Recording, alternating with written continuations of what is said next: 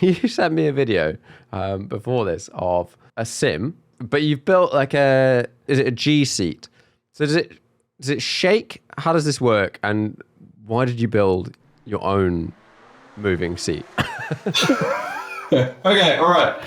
A number of years ago, I had a simulator, as a lot of people do, and you have your simulator journey of you have your little plastic wheel, and then you go get a direct drive wheel, and you've gone that step. So yeah. I've now gone that step.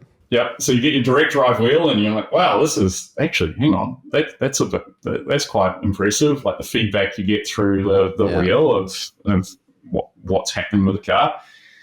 And then I came across this DIY actuator design of a vertical actuator to lift do the movement up and down and tilting left, right, forward, backwards off a platform. So, and it was quite cool because you go, and so at the time you had the $40,000 D-Box route of going and getting the D-Box actuators, and there was a couple other DIY ones that weren't that good, but this one came out called the SFX 100, which, you go buy a 3D printer, you 3D print the mounts for the servos to the ball screws and extrusions, buy all these parts from China, and you put it together, and it's like $3,000, and you've got these high-performance actuators. Like literally, it will lift like your complete simulator weight with you in it is, and I'm not a big guy, about 200 kilos probably,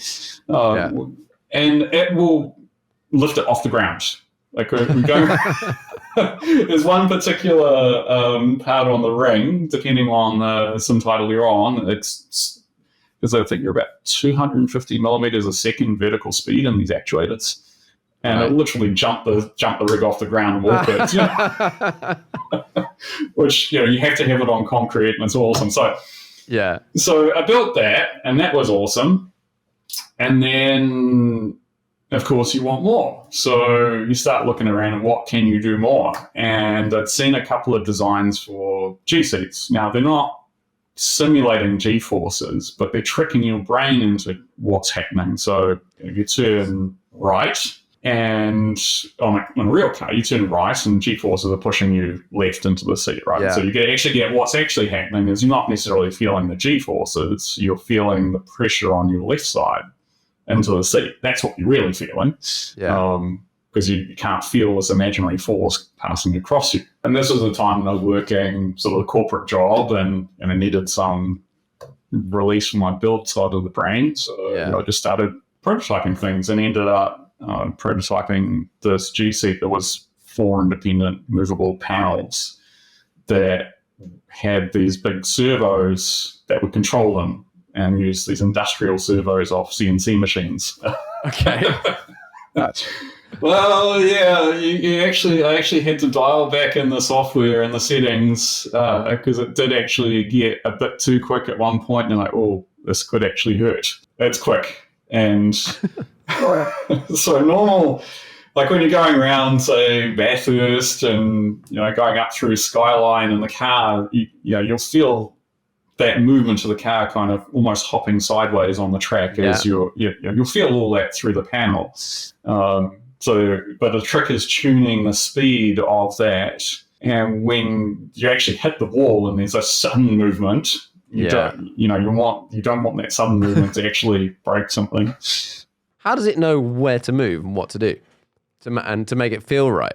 Yeah, so what the simulator games or racing titles have is they have a feed of information that's coming out of them that's the actual real world, well, not real world, but virtual world. Yeah.